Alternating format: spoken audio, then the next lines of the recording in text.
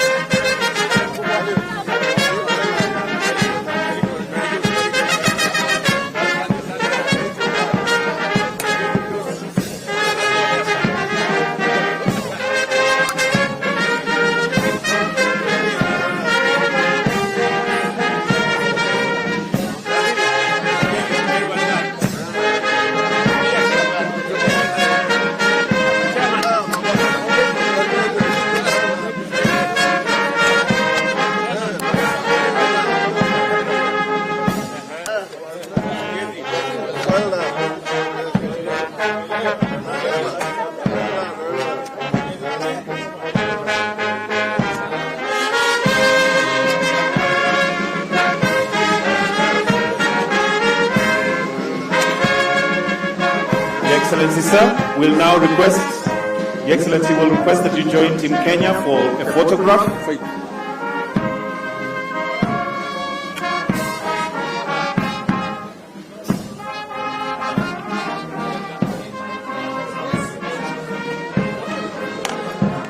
We have two photos.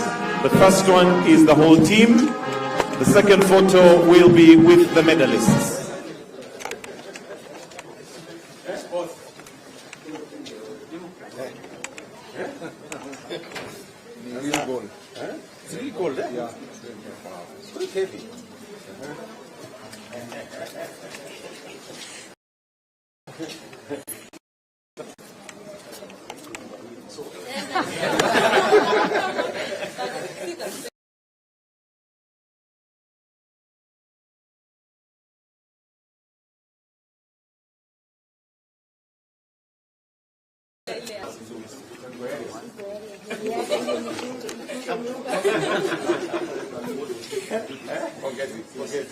Thank you again. Thank you again. Thank you again. Asante sana, eh? Thank you. Thank you again. Hi.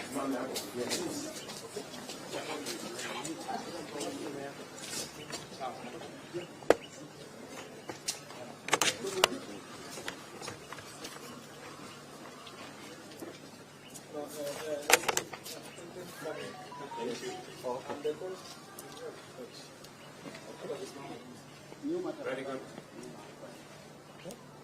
Are you seeing everybody? Yes. A smile for the camera. Very good. The next photo is without the officials, just the team, without the officials, kindly. Just the team.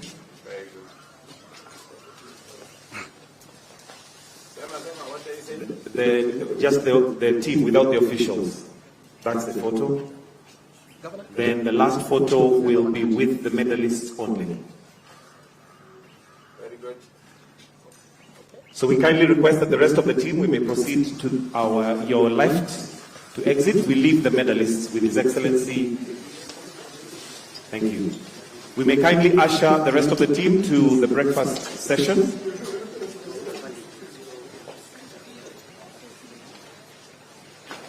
Are we good? Are we good?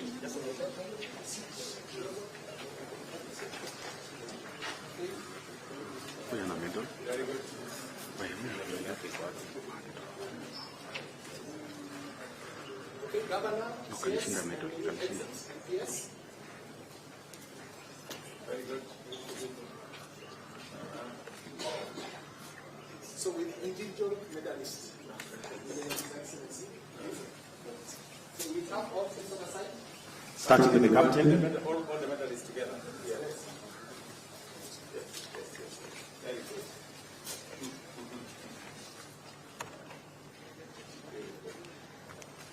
Asante sana. We all move to the side so we get individual. I start with this one. The captain. Good.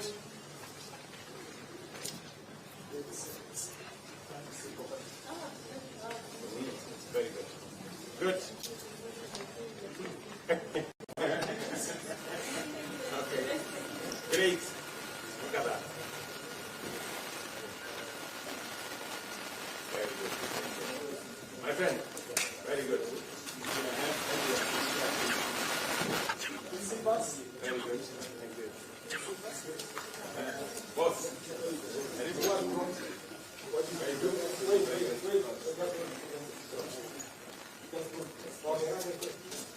Very good. Hi. Excuse me. Very good. Very good.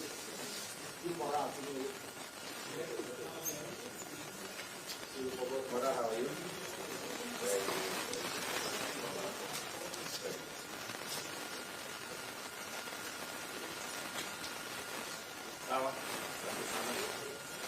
My good friend from Italy.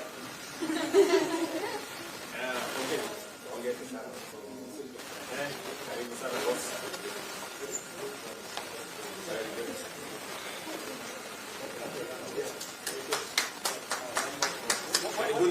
One more.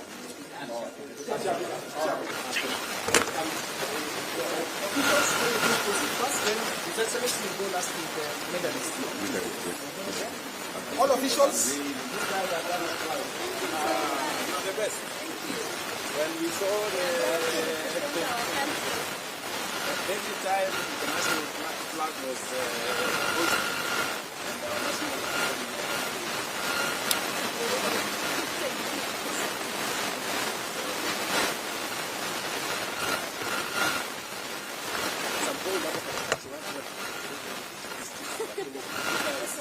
You don't.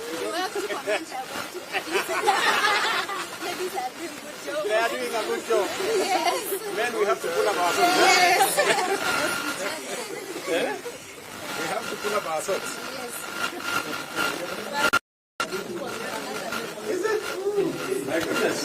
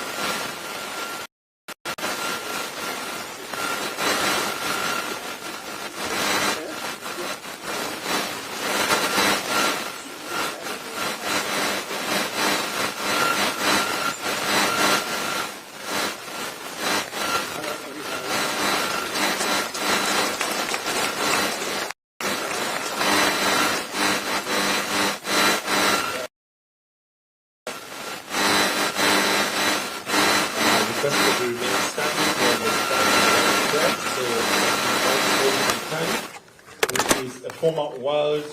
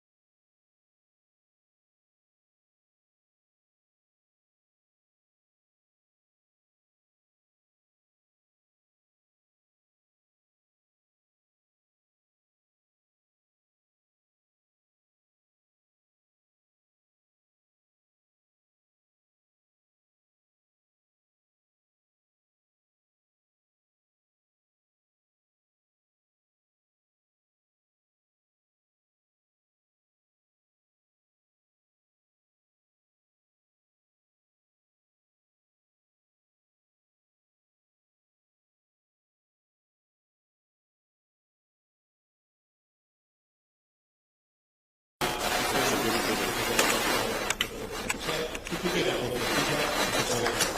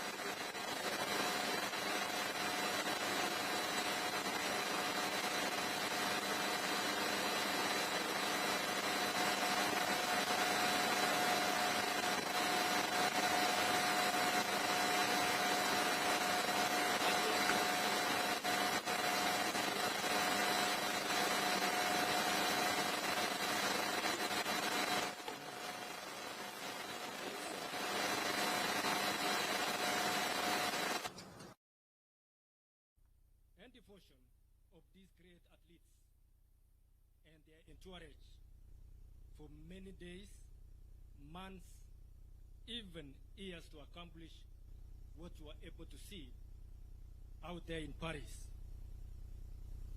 But it is such a responsibility that we take with great honor and pride, donning our national colors for our motherland at the parade of nations in Olympic Games.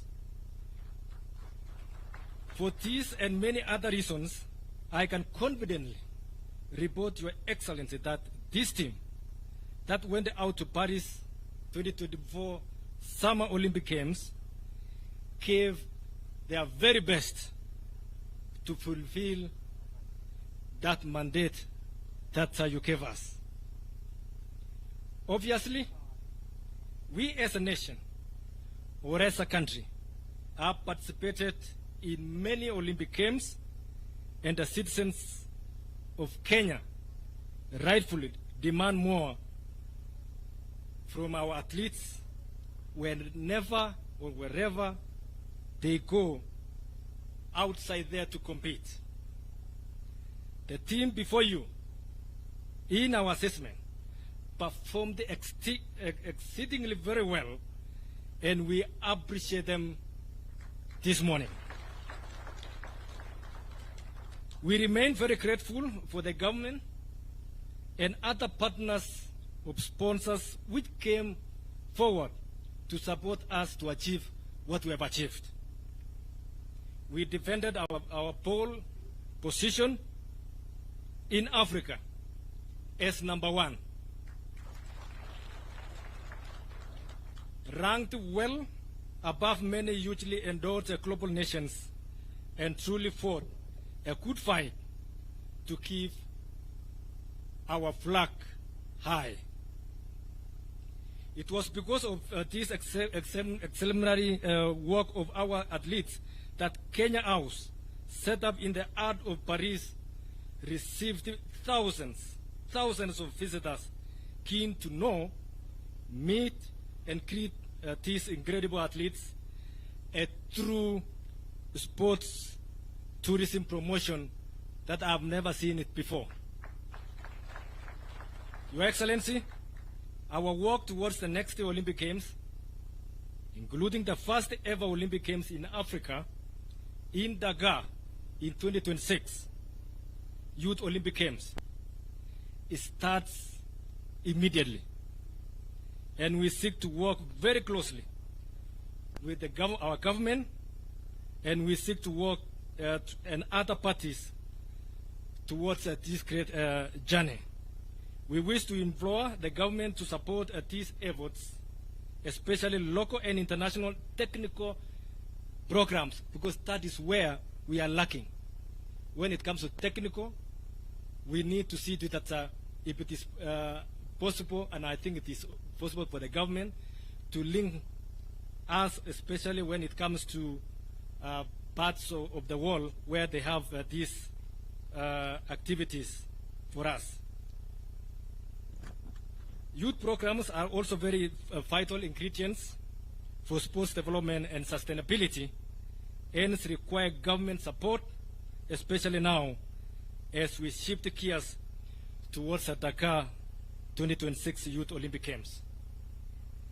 Your Excellency, most sports federations operate without, and this is true, have been around for some time, that most of our federations, they don't have any physical offices, and it could go a long way if they could be given office space at our national stadiums, which we have, and especially at Nyayo and Kasarani, so that they can facilitate them to ease the accessibility and promote better services and governance at the same time.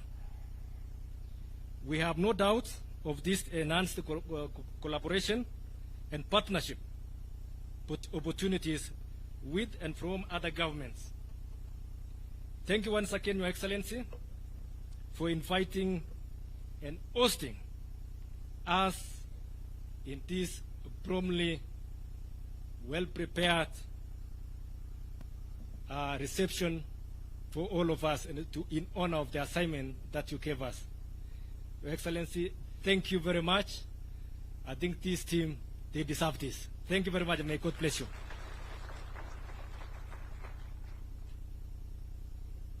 Thank you very much. Your Excellency, as I call Lieutenant General Retired Jackson Tuwei to also come and make his remarks, may I also propose that we be serving tea. We can serve tea.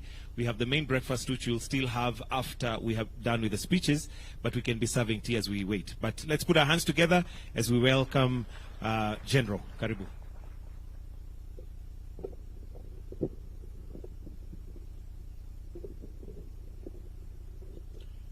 Thank you very much. Your Excellency, the President of the Republic of Kenya, the Deputy President, all the protocols observed. Your Excellency, the President of NOC, Paul Tergad, has said all that we wanted to say here. Mine is just on the athletics, because that is what we did there. And I want to introduce to you the athletes who went to Paris, and particularly the ones who came back with the medals. They did very well, and those who did well also. We had 44 athletes from athletics and 16 officials. Those are the ones who took part in the athletics during the Olympics in Paris from the beginning. And I know that the Kenyans were very eager to know from the beginning what was in place and what was going to happen. And unfortunately, in the program of athletics, you don't run the first day and you get a medal. There is a process. There's a process that you go through from heats to qualification rounds until you get to the final. Sometimes one event takes a whole week before you get a medal out there. And you keep running. And you keep running every now and then. So so you must qualify to the next round before you get to the finals. So that is the process of competition of athletics in any competition anywhere. And therefore, that happened, and I know the Kenyans were very eager to see in the first week what was coming up. And that is a process. It's unfortunate you cannot get it immediately as you get there, but you have to wait. After the championships, Your Excellency, we came back with 11 medals. That is 4 gold medals, 2 silver medals, and 5 bronze medals, all making 11 in total. And according to us, this was the 3rd best performance since Kenya went to the Olympics from 1956 up to now. We know that in Rio Olympics and in Seoul, in South Korea, they had better gold medals, 6 each, but now this is the 3rd best outing for this team of Kenya. So we want to congratulate our teams, we want to congratulate our athletes, because they did extremely well. Your Excellency, the whole of Africa got 8 medals, 8 medals put together. Half of that came from Kenya. So 8 gold medals, 8 gold medals. Half of that came from Kenya because we got 4 gold medals. So we really appreciate our athletes because of what they have done, and that is really great. Of course, we were number 1 in Africa, as it has been said by Paul Tergad, and we were also number 2 in the whole world behind the United States of America.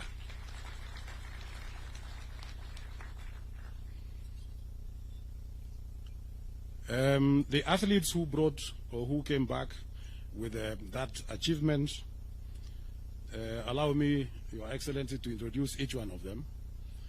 First of all, we had Beatrice Chebet, and Beatrice Chebet came back with 2 gold medals. Your Excellency, if I may introduce Chebet slightly more than that, the first time Beatrice Chebet took part in athletics championships was in 2019 in Aarhus in Denmark during the World Cross Country, where she won. She has actually never lost a single event. Last year, during the World Cross Country Championships in Bathurst in Australia, she also won in the cross country. This year, Your Excellency, again in the World Cross Country in Serbia, Belgrade, she won in the world. And now she has repeated for the first time. We have had 1 athlete, 1 female athlete, who has brought in 2 gold medals in any Olympics. That she is the one who has brought this. So we are very happy. We are very grateful. She is a young athlete. She is only 24, and she has done extremely well. Again, we saw yesterday the Inspector General of Police promoted her to the rank of corporal. So congratulations, Beatrice, and thank you so much. Next, Your Excellency, is Faith Kipyegon. Again, she also came back with two medals, 1 gold and 1 silver in those events. So these are great athletes who have represented this country, and they have been very, very patriotic in their own way of doing things. We know Faith at one stage was a little bit disappointed because of what happened, and I'm sure you must have seen, but we had to make sure that everything else went on well. So congratulations. The other gold medal is Emmanuel Wanyonyi. Your Excellency, Emmanuel Wanyonyi has just graduated to the senior level. He was in the youth category until three months ago. So now he has graduated. He is now in the senior category, and he is the first time that he has won in the Olympics 800 meters gold medalist. Congratulations. Then we had Ronald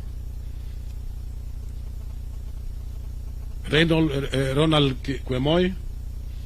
Ronald Kwemoy, Your Excellency, was running 5,000 meters. He came back with a medal, a silver medal. Then we had Mary Mora. Mary Mora, 800 meters, actually the defending champion. She came back with a bronze medal. Then we have Faith Cherotich, the young girl. That was actually our youngest, the youngest girl in the team among the 44 members of athletics, and she was running steeplechase, 3,000 meter steeplechase, came back with a bronze medal. Then we had Benson Kibiwot, Benson Kibruto in the marathon. Benson Kibruto in the marathon. Congratulations, a bronze medal. Then we had Abraham Kibiwot, 3,000 meter steeplechase. He did extremely well, came back with a bronze medal. And then we had Ellen Obiri, who is not here. She went back, Your Excellency, to her training base in the United States of America. She also won a bronze medal. And I think I don't think I have forgotten anybody. So that is the team that went, and of course the other team. As I want to join my colleague Paul Tergat in saying that they did extremely well. They tried everything possible, and they did very, very well. So I want to congratulate all of them for that great achievement. We know it was not easy. It was not easy, but at least you did well, and we came. Out of all that, we were number 17 in the world.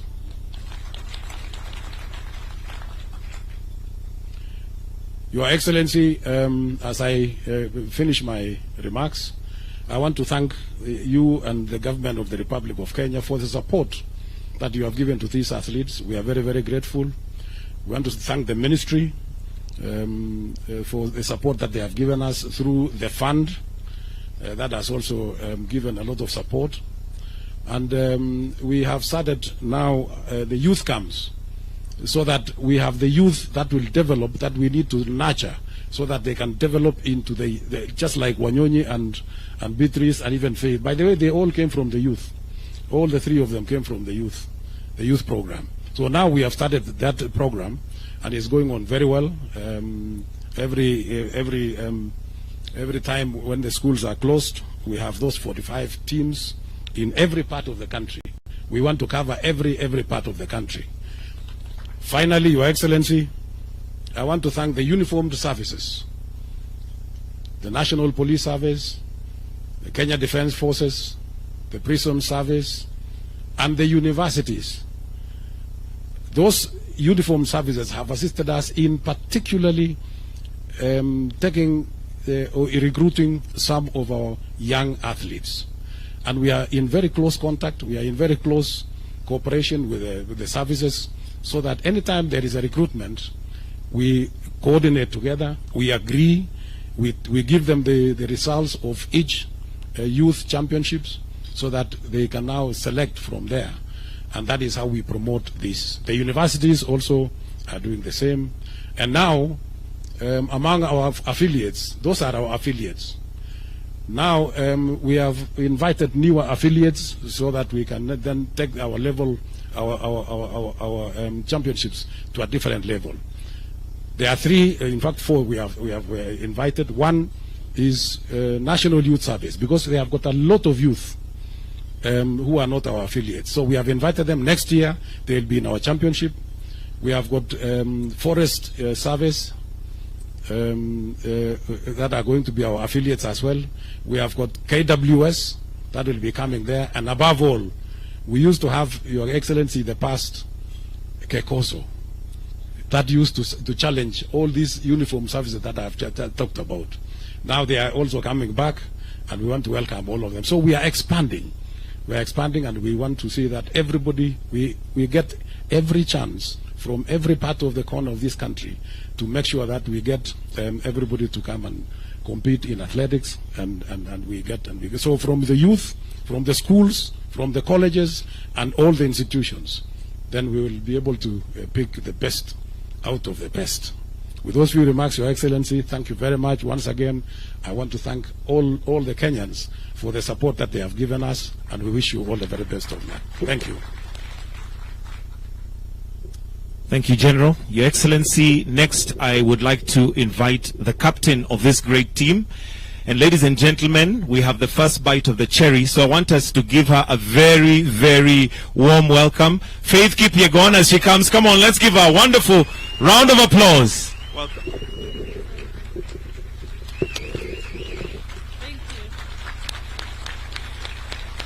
Thank you so much. You may be seated. Thank you. Thank you so much.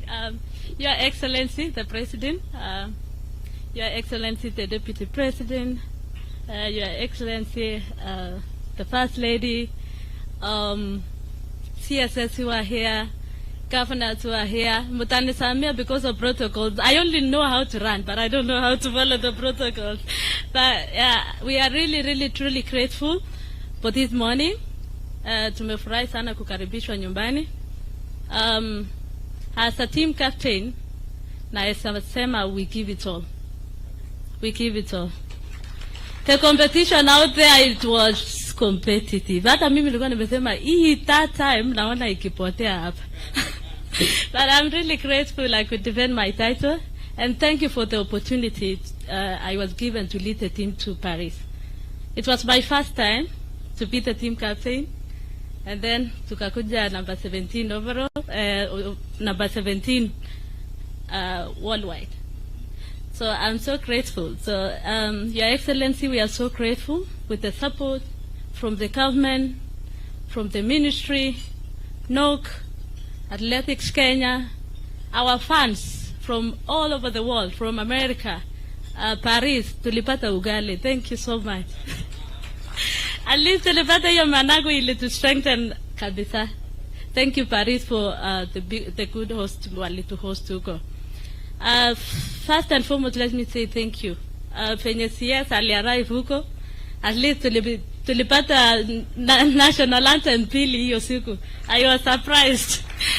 And thank you so much.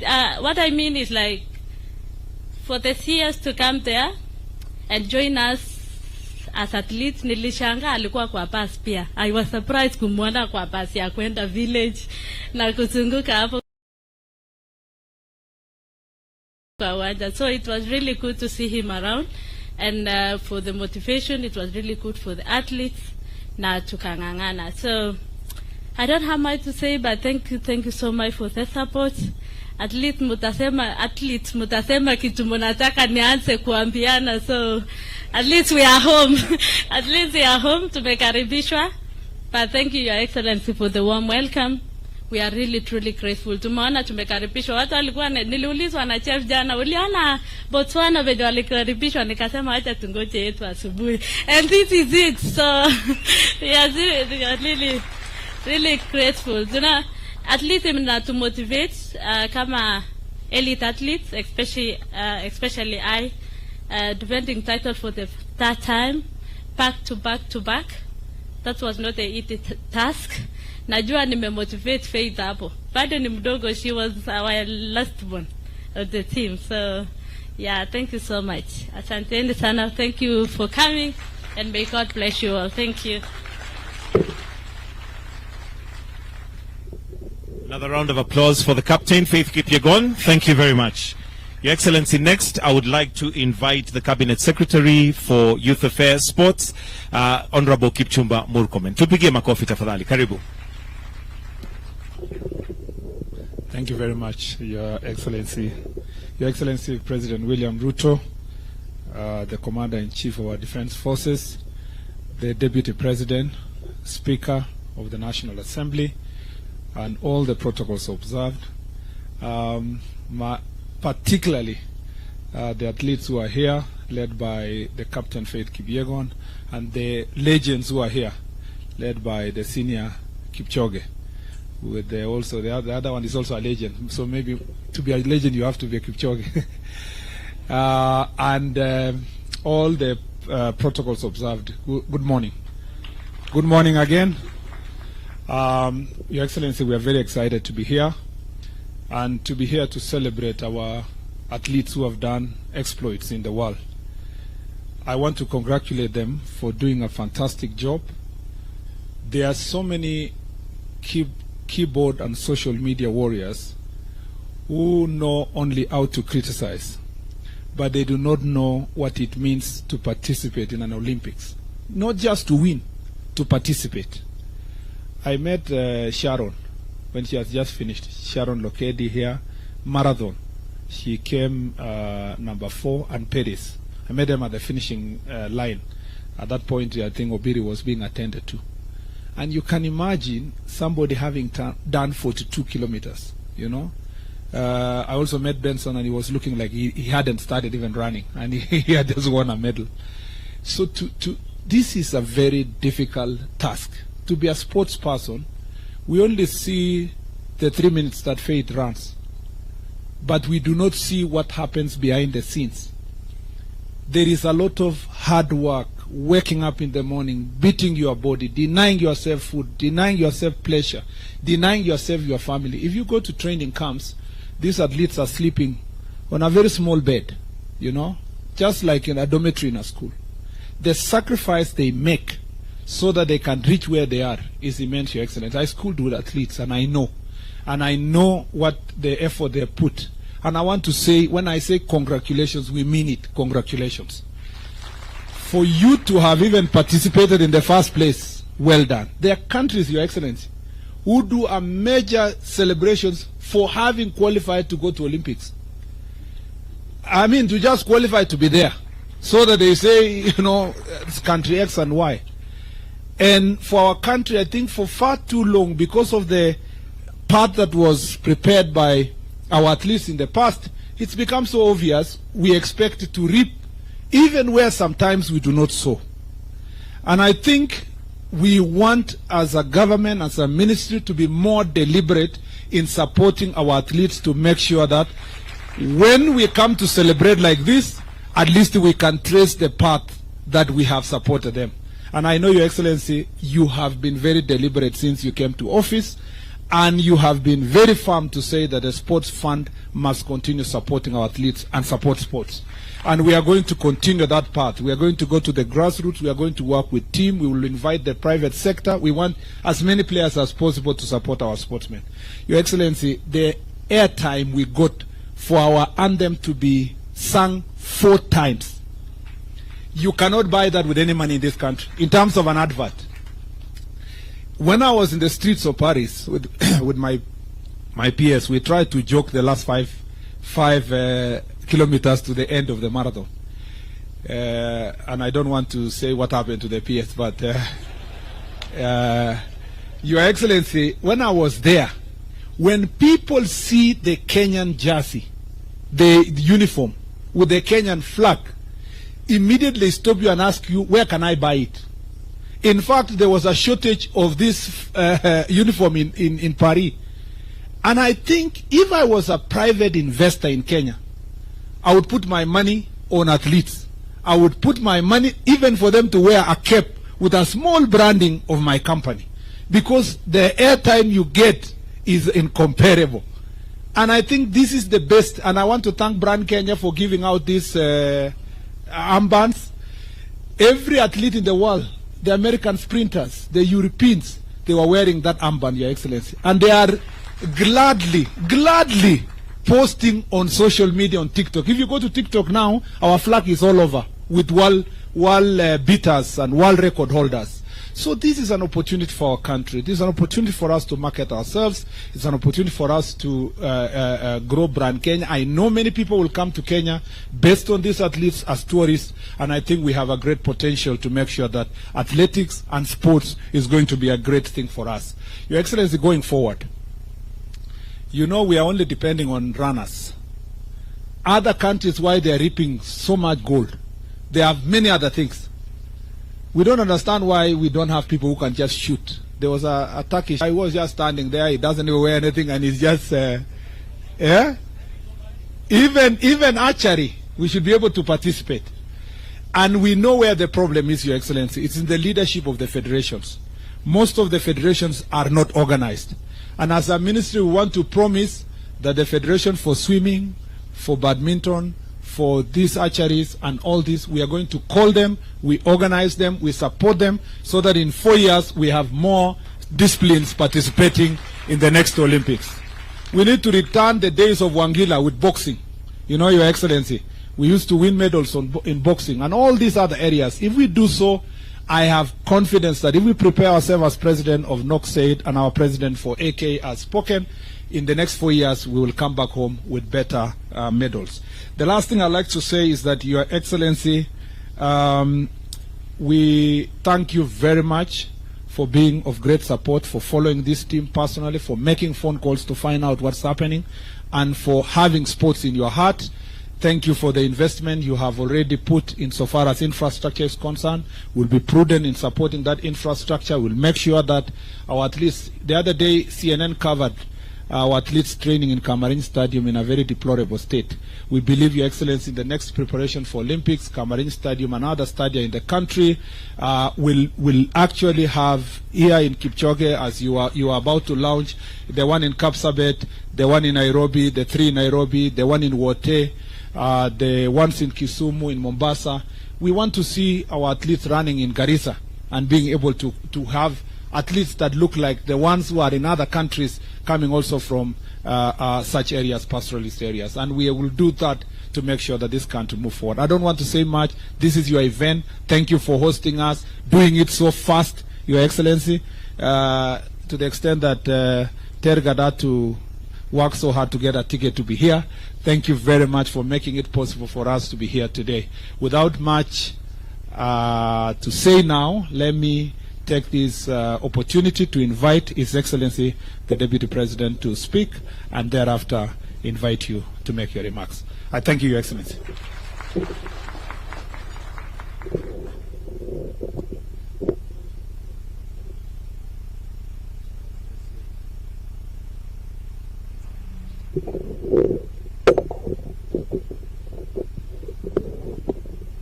Your Excellency, our President, Dr. William Ruto, Your Excellency, the First Lady, Mama Rachel Ruto, the Speaker of the National Assembly, the Right Honorable Moses Wetangula, the CS, in charge of sports, our great heroes and heroines, the Olympians, good morning.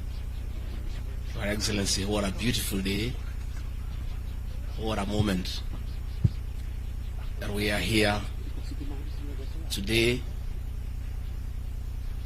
that our Olympians have arrived here, having honored the country, having dignified our country, and their president is here to receive them in the city of champions, and later on award a charter to the status of this great Eldoret as a city. It's a momentous day. Your Excellency, these heroes and heroines have done our country proud. And the Olympics is always a unifying moment for the people of Kenya. As Kenyans watch the TVs and the national anthem is sung, there's a lot of nationalism and patriotism, and we really want to thank our athletes for the dignity they have accorded this great country. I want to encourage you to continue carrying the name of our country high. It's only probably these officials can engineer the rules, because the people of Kenya are normally very patient. The people of Kenya would like us to go straight to the finals and get the medals. If it were possible, I think it's something you can work on. Because even that impatience that was there is because they don't know that process. That for you to get a medal, you need to go through many processes. They just want the medal and nothing else. If that can be reworked, I think it can satisfy the people of Kenya. I don't think it is possible. I was telling the president this morning that in this country, if criticism was a sport, we would win all the medals. As we were waiting for the medals, all manner of critics in social media were all over hammering us. We are not doing well until the medals started coming. But I don't think the Kenyans were meant bad. I think they just won the medals. So we just have to bear with them. Finally, before I call the president, is to tell our athletes, our heroes and heroines, this sport comes with some little bit of money. Please invest it well so that you live a good life after you retire. I did not know that this running had come with some bit of money. If I had known when I was young, I would have been a gold medalist.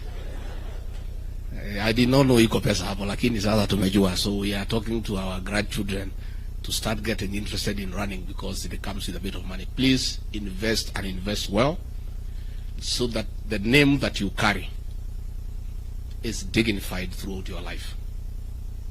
It will be very sad that after you are gold medalists, you have been to the Olympics, later on in life you are struggling and people are asking what happened. That is the man, the woman we knew who was a champion in the whole world who is struggling like the rest of us here. So please invest and invest well. So let me take this opportunity now to ask all of you to be upstanding and as a president to come and give his personal congratulations and also congratulate the Olympians on behalf of the country. Mr. President.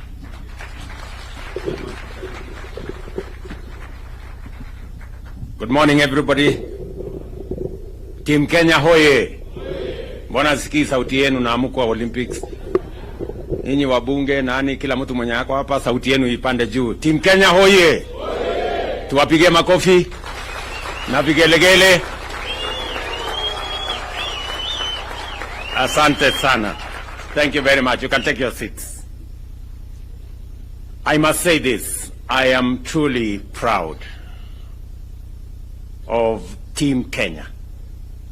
And I want to say, we gather here this morning in Eldoret, the city of champions, as we call it, united in celebration of the heroes and heroines of the Paris 2024 Olympics as they return back home to Kenya, the veritable land of champions. When I commissioned this team a few weeks ago, Team Kenya, to go and represent our country at the Paris 2024 Summer Olympics, I reminded you that you were both our best and the world's finest athletes. Today, I am extremely happy, delighted to welcome you back from your successful mission in Paris. You undertook the calling and understood the burden of shouldering our collective aspirations and dreams as a nation on the global stage. And I say, you did not disappoint. In Paris, our athletes once again demonstrated to the world that when it comes to endurance, determination, and the unshakable will to succeed, we are at the top of our continent and can match the best anywhere in the world. Just imagine, we became position number 17 out of close to 200 countries participating. And I think that's not enough. We became country number 2 in the whole world in athletics. As has been said here, there are countries who celebrate just to qualify to go to the Olympics. Yes, and I'm told number 1 is a huge country called the United States, which is almost a continent. Leading this remarkable feat were our golden stars. And you know them. Beatrice Jebet here. Tumpige makofi huyu mrembo jamani. Who not only conquered the 5,000 but also brought home gold in the 10,000 meters, marking her place as a true queen of middle distance running. And of course, Faith, the one and only, Kipyegon, who continues to rewrite history with her third consecutive back-to-back, as he says in her own words, Olympic gold in 1,500 meters and a silver in 5,000. And we all have a rough estimate of why that 5,000 went the way it did. Yeah? And of course we have Emmanuel Wanyonyi, who brought home gold in 800 meters, a victory that cements his status as a rising star in Kenyan athletics. And when I had a chat with him this morning, he just graduated, as the president of Athletics Kenya said, from the juniors, now to the real game. And he has a bright future, as we all can see. Let me also celebrate Ronald Kwemoy, who secured bronze in 1,500. And Helen, of course, Obiri, and Benson Kipruto brought home bronze in the women's and men's marathons, respectively, reminding us that even in the face of challenges, our athletes never lose sight of the finish line and will fight for glory to the tape. We saw them, and sometimes we never understand the sacrifices that are made, the commitment that is put in place, and the determination over many hours, many days, weeks, months, and years for one to do that final minute dash and win. Congratulations to you all. Your victories are just not medals that you carry. They are symbols of our national character, a testament to what we can achieve when we believe in ourselves. On behalf of every Kenyan, I am profoundly proud of you and grateful to you, Team Kenya, for taking the heart, soul, and spirit of your fellow countrymen to Paris and shining for our motherland. Every time we saw the Kenyan flag, every time the Kenyan national anthem was played, we felt on top of the world. It was quite an emotional moment, and we are very proud to receive you back home. But our pride doesn't end there. As a country, we have set our standards and expectations extremely high when it comes to gold and championships and tournaments. While we acknowledge your impressive performance, we also recognize that our potential remains immense.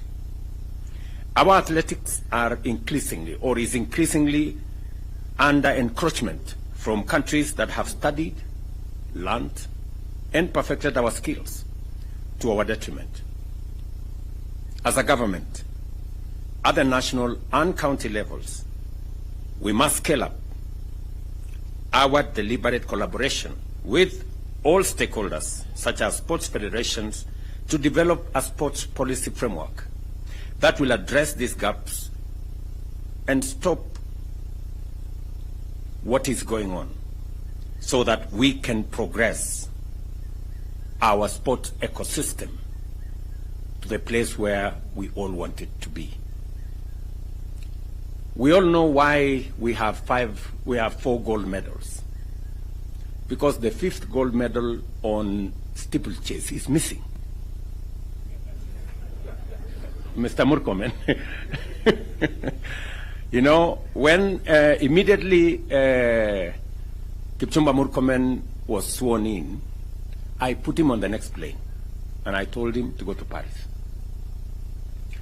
And I am very confident that under your leadership, understanding very well, having learned in a school where sports in Iten, where sports was a big thing. I'm very confident that you're going to lead this ministry into where the sports fraternity wanted to be. As we honor these heroes, it is only fitting that we do it here in Eldoret, the city of champions, the newest city in Kenya today. And there couldn't have been a better celebration of Eldoret city than to do it with these Olympic champions. For it is from these very highlands that many of our great athletes have been nurtured. Elevating Eldoret to city status is not just a recognition of its past. It is a bold statement about our present and a major statement about our future. Eldoret City is not just a title. It is a brand that resonates with excellence. It represents the journey of a young athlete who, with nothing but a dream and a pair of running shoes and the support of a community, can rise to become an Olympic champion. It is here in Eldoret that the heart of Kenya's athletic success beats strongest. And it is here that we reaffirm our commitment to nurturing the next generation of champions. As we celebrate both our Olympic champions and the birth of the city of champions, let us remember that we are all part of this incredible journey. Together, we will continue to soar to new heights, for Kenya is and always will be the land of champions. This morning is a great morning, ladies and gentlemen, as I receive Beatrice, Faith, Emmanuel, Kwemoy, Obiri, and all the good people. These people are great Kenyans.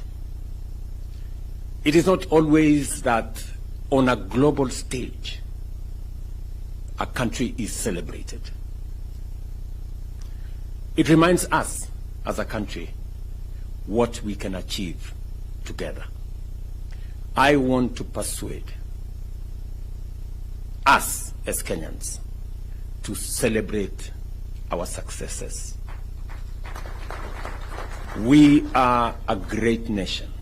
I know we set standards, very high standards for ourselves, but I also want to dare say that even as we set standards very high for ourselves, let us remember to celebrate our achievements. Let us remember to celebrate our success. It is not always that you become number one in Africa. It is not always that you become number two globally in athletics. It is a major feat. Even as we criticize ourselves, we must remember to celebrate our success, so that we don't judge ourselves too harshly and sometimes bring down the spirits of the men and women who do their best, go out of their way, make sacrifices to make our country great. In our midst, we have great men and women. We have Kipchoge Keino here, a legend. Huyu mzee tumpigie makofi jameni. Can we celebrate Kipchoge Keino? Wapi nduru ya huyu mzee jameni, Kipchoge Keino? You know? We have always known Kipchoge Keino. In fact, many people think he is in the league of Vasco da Gama, because he's part of our history. He's part of what we learned as we grew up. The fact that he's still here in our midst is a great testament of what sports can do to a person. Congratulations, Mzee, and we will continue to celebrate you. We have great sportsmen. Just seated next to him is a great medalist, gold medalist. Yeah? Ezekiel Kemboi. Tumpigie makofi Ezekiel. You know? At one point he was called Babayao of sports. Yeah? And of course we have the great man who is now the president of our NOC. You know? Paul Tergat. Pigeni makofi. And we have many. And what do I say? You know, about the man who tells us, no man is unlimited. Eliud Kipchoge. Yeah? Eliud is a great legend, you know, and I know how people were disappointed. You know, many people, you know, made all manner of comments. How can Eliud not finish? You know? But Eliud, we celebrate you. You have held our flag high. You are a great Kenyan. You are a great legend. And many of the other athletes, please, people, let us celebrate these men and women. Let us criticize them less. They do a lot. They go out of their way. They make sacrifices to make our flag be flown in capitals around the world. Right? Tafadhali, you know, I know we set for ourselves very high standards, but we must be careful to know that when we are successful, we must remind ourselves to thank God and to celebrate and to appreciate. So I am very happy this morning, really, that these great men and women have brought success to us. They have brought glory to our country. We are celebrating here, and we should never, ever take for granted. You saw the kind of celebration in Botswana for 1 gold medal. 1. We have 4. Huh? You know? And if you read some places, people are criticizing, oh, you know, our team did not do very well. I don't know what. I don't know what they would do if there are many countries who went with large teams to Olympics. They never got a single medal. You know? Out of the 8 gold medals in the Olympics that came to Africa, 4 came to Kenya. Situpigie makofi hawa wangwana jameni. Tuwapigie makofi. This is a wonderful, wonderful moment for us. And that is the reason why continuously, it is the reason why we establish the sports fund. It is the reason why I gave firm instructions in 2022 that the sports fund will be used for nothing else other than sports. There was an attempt to spread that money to other areas, to do many other things, to do many other interventions. I have given firm instructions to Waziri, you will get it in your office, that sports fund is for our sportsmen and women, to promote sports infrastructure, to promote our sports support for our sportsmen and women, to make sure that we recognize them, we keep them well, we treat them well, and we make sure that they succeed, because they are our greatest ambassadors for our nation. As I said, many people will visit Kenya because of what they see in our sportsmen and women. Many people will come to Kenya because of the brand of our country that we have elevated. And we must continue to elevate brand Kenya in every way that is possible. I wish every Kenyan can make a contribution, as small as it is or as big as they can, to make Kenya that brand that the world wants to look up to. And we cannot brand Kenya by doing negative things. We can only brand Kenya by doing the things that the world can celebrate about us. And I am very proud this morning, almost emotional, that these sportsmen and women are making our country great. Look at Beatrice. You know, with her small body. You know. And she has made the whole world to stop and play the Kenyan flag. Can we celebrate this girl? Really? This girl, Faith, has done it countless times. You know, it is not always that a person, in fact, you will give me the statistics, General Tuwe, whether there is another human being who has done one gold consecutively in 3 Olympics. It is very rare. You know? So, Faith, we celebrate you. You know, you are a great Kenyan, and we appreciate what you're doing. Look at this Emmanuel guy. Very young guy. He just, how old is he now? 20. You know? This guy, you know, now, in his debut, the first time he participates in an Olympics, and he wins gold. Eh? This is the correct brand of what we expect of people. Mpigeni makofi jameni. You know, these are the great Kenyans. Thank you very much, Emmanuel. You can take your seat. You know, look at Faith, the last born of our team, right there. You know, with a great future ahead of her. You know, let us celebrate these good people. And the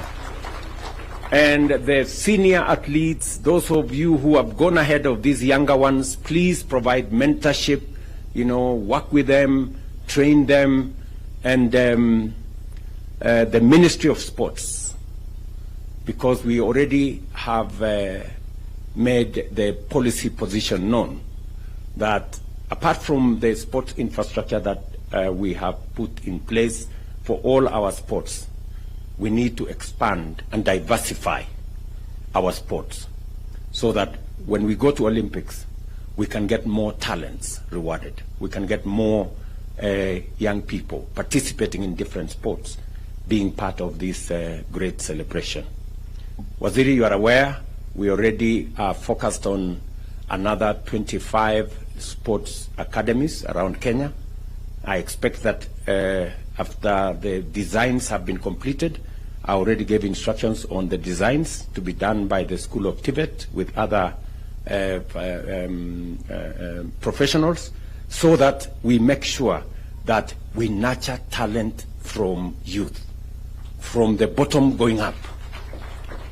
The reason why we are expanding our sports academy to 25 different places in Kenya is so that, like the way, you know, Wanyonyi has come through, Faith has come through, Beatrice, from the juniors, that is where we need to build more talent. Even in our football and all the other sports, we must begin to build it from the bottom so that we can harvest and harness as much talent that is out there as possible and provide the infrastructure for training. It has been said here by Paul Tergat that sports is becoming very technical. We need a lot of technical expertise. We need a lot of training. We need a lot of science. We need a lot of understanding around it. And Kenya being the country that is foremost in our continent, we must actualize, internalize, conceptualize, and bring it to be in our country so that our talent can be nurtured. You know, you remember this good man who used YouTube.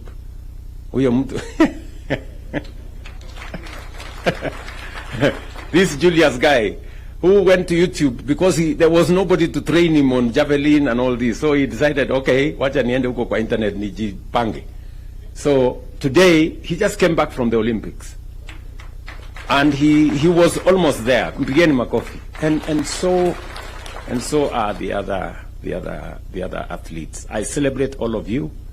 we will make sure that we give you due recognition, and the efforts you make, the sacrifices you make, we will, to the extent possible as government, try to recognize and reward those efforts that you're making.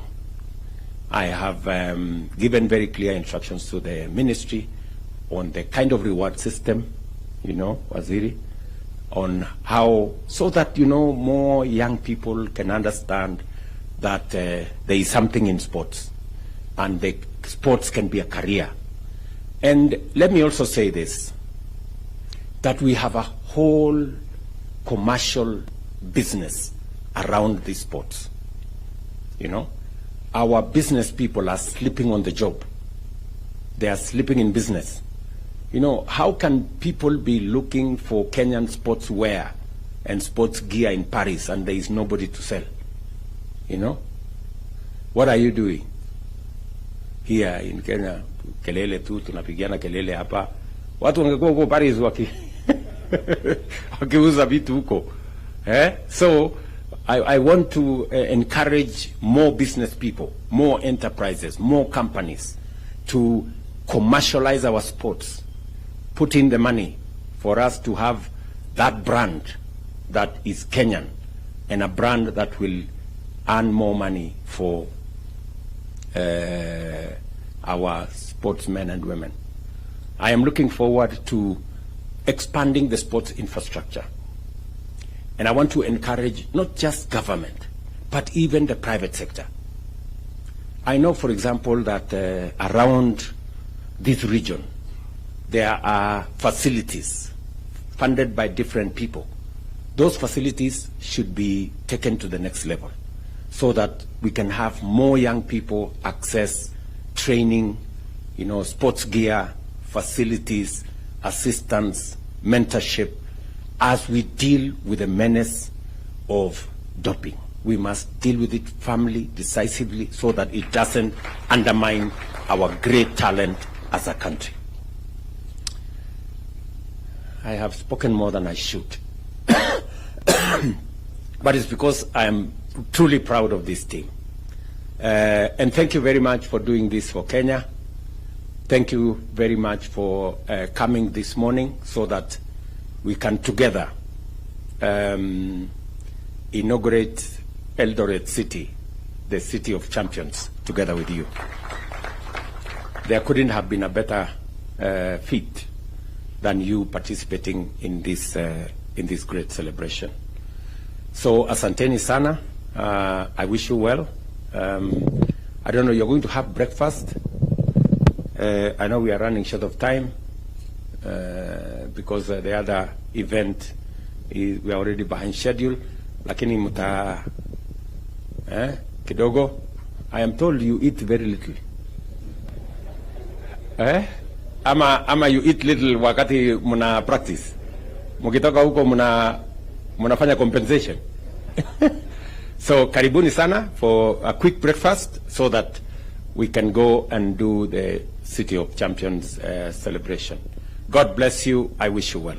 Your Excellency, sir, before you depart kindly, we have the cash presentation awards. Okay. Let me introduce First Lady, Madam Rachel Ruto. She is here with me. And just the same way we have a last born there, I also have my last born there, Mia. Thank you very much. All right. So the cash presentation awards will start, Your Excellency, with the gold medals with Beatrice Chebet. Tumpigie makofi tafadhali, who won a gold, and she's the third woman in history to win both events. That's the 5,000 and 10,000 meters at the same Olympic Games. Let's give a hearty clap. The next gold would like to celebrate is that of Emmanuel Wanyonyi.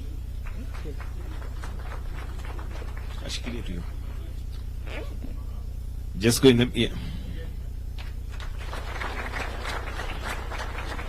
And the third gold would like to celebrate is that of Faith Kipyegon.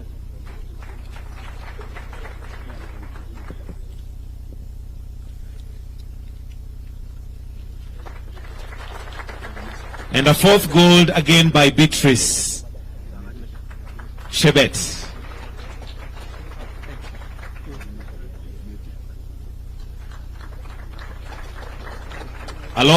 Now we'll move to silver, and we'll start with Faith Kipyegon, who also won a silver. Makofi ya Faith Kipyegon. Followed by Ronald Kwemoi.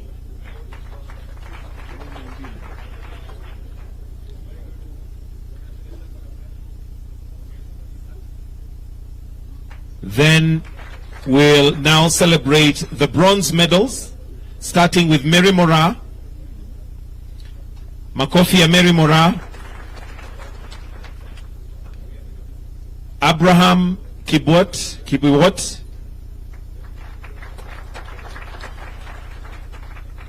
Still on bronze, Abraham.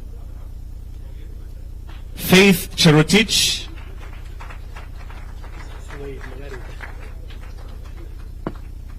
Then Benson Kipruto. Usikate hii kwanza eh. Sasa boss anaweza taka kusema kitu kama Sunday Kigori kanatuai bwana.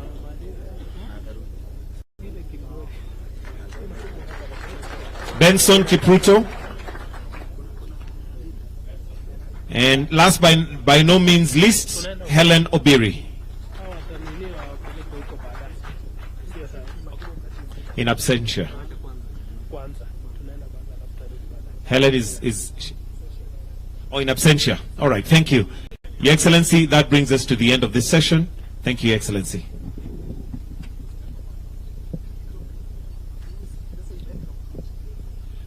I am advised, Your Excellency, that the money is already wired to the account. So this was just purely for us to celebrate. Tuwapigie makofi, pesa tayari iko ndani. Thank you.